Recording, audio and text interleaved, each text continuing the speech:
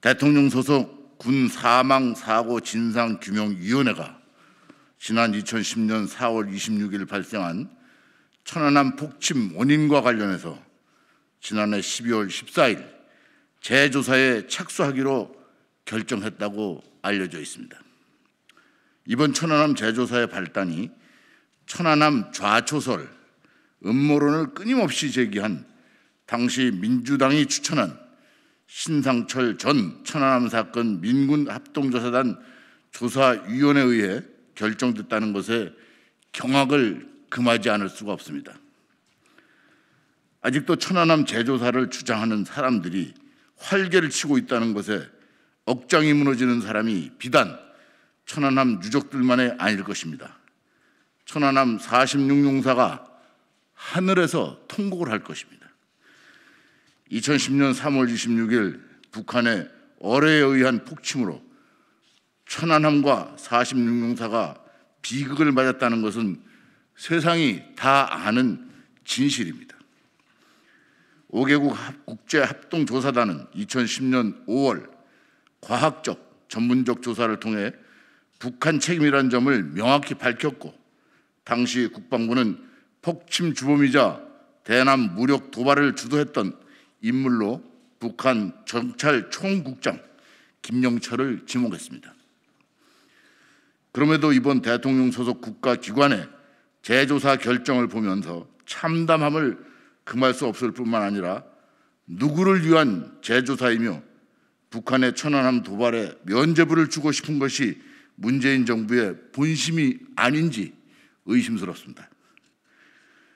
그렇다면 지난 3월 26일 문재인 대통령이 참석한 서해 수호의 날 기념식은 선거를 앞둔 한낱 쇼에 불과한 것입니까? 앞에서는 천안함 영령을 유하는 척하면서 뒤로는 재조사에 나섬을 볼 때 문재인 정권은 천안함 46용사와 생존 장병에 대한 손톱만큼의 진정성도 없는 것으로 보여집니다. 천안함 46용사는 나라를 지키다 목숨을 잃은 호국 용사들입니다. 누군가의 아들이고 남편이기도 합니다. 천안함 폭침 이후 11년의 세월이 흘렀지만 그날의 고통과 상처는 아직도 계속되고 있습니다. 그럼에도 호국 영령을 욕보이면서까지 대통령 직속기관이 나서서 재조사에서 나서는 것은 무분별하고 몰상식한 처사입니다. 오죽하면 전준영 천안함 생존자 예비역 전우회 회장이 페이스북을 통해 몸에 휘발유를 뿌리고 청와대 앞에서 죽고 싶은 심정이다 이렇게 밝혔겠습니까? 이에 국민의힘 국방위원 전원은 군 사망사고 진상규명위원회에 천안함 재조사 철회를 촉구합니다. 그것이야말로 차가운 서해에서 잠든 천안함 46용사와 고 한준호 준위에 대한 최소한의 예의라고 생각됩니다.